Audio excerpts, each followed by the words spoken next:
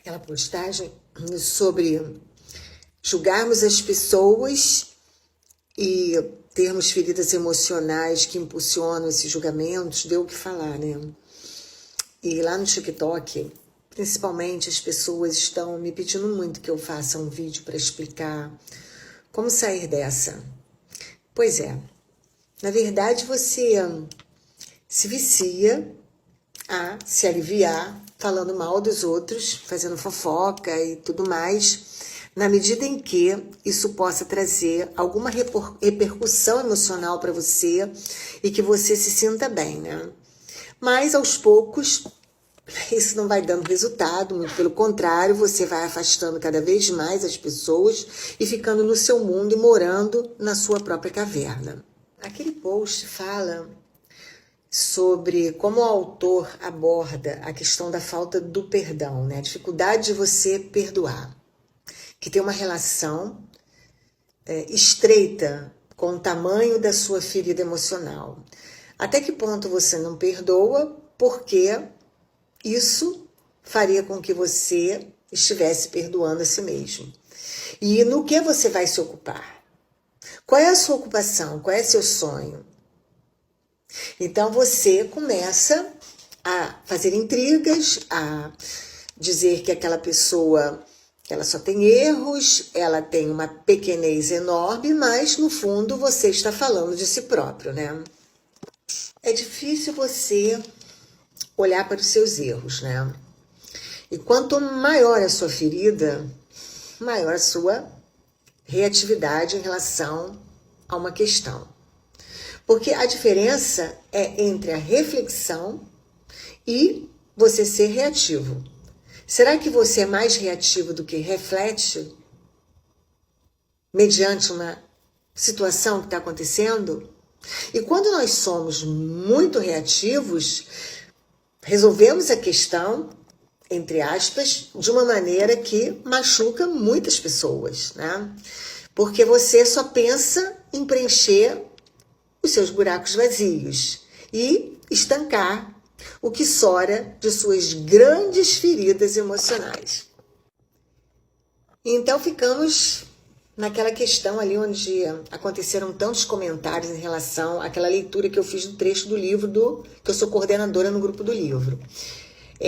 A questão foi, essas pessoas que geralmente apontam as feridas dos outros são as que têm as maiores feridas emocionais. Claro, na verdade, elas não querem ser atacadas, então enaltecem os defeitos dos outros, tá? Isso é óbvio. Então as pessoas, elas constroem muralhas para se defender, né? E esquecem que os outros têm tantas dificuldades quanto ela e têm fragilidades, né? E as misérias, de repente, são menores do que as dela. Então me pediram para fazer um vídeo, né? Para orientar sobre como sair dessa. Pois é. A primeira coisa é você perceber o quanto você é reativo diante das situações. Você é taxativo e você é zero reflexivo. Então, essas duas condições são importantíssimas para que você não haja sempre, não esteja agindo com as suas feridas emocionais. Porque todos nós temos, né? Nós trazemos lembranças do passado, histórias e tudo mais. Mas na medida em que ela esteja numa dimensão muito grande, ela sufoca a sua capacidade de avaliar o fato de uma maneira racional, onde você coloca muitas emoções e, obviamente, o resultado é extremamente distorcido. E um outro passo importante é você saber ouvir. Usar o silêncio, dar um tempo para usar a tal reflexão, né? E abafar um pouco esse instinto que você tem, que é devido a uma ansiedade muito grande que você possui e por onde você caminha em sua vida, tá? E resolver as coisas com uma capacidade não muito bacana, né? Que é, não vou fazer mais isso, ou vou fazer aquilo, ou essa pessoa não vai fazer mais parte da minha vida, enfim.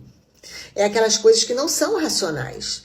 A gente sente e percebe que são reflexos completamente emocionais, tá? Então, essa seria uma segunda condição. Para, pensa, vai doer, mas depois você responde. E uma coisa importante é você começar a entender que as pessoas, nem sempre elas querem te machucar.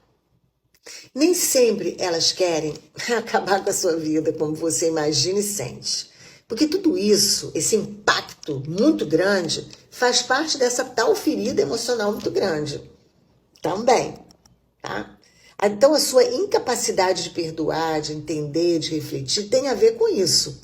Tem a ver com esse impacto. É como se jogasse uma pedra em cima de você e você fosse reagir sempre. E não aplainar, tentar entender. Ah, mas eu não sou santo. Não, ninguém é santo. Mas é melhor que você comece a entender que na vida você vai ter sempre ataques. Agora, nem sempre você precisa atacar para vencer. Já notou como você tem dificuldade de voltar atrás, de pedir perdão, de conversar, de dialogar, de procurar as pessoas para falar de boa? Mas geralmente você fala para atacar? Já notou isso? Pois é, isso é não ser reflexivo. Isso é ser mega ansioso.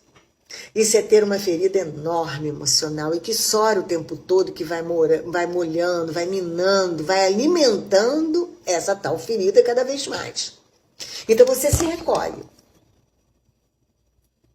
Então, o que acontece? O afastamento vai acontecer também.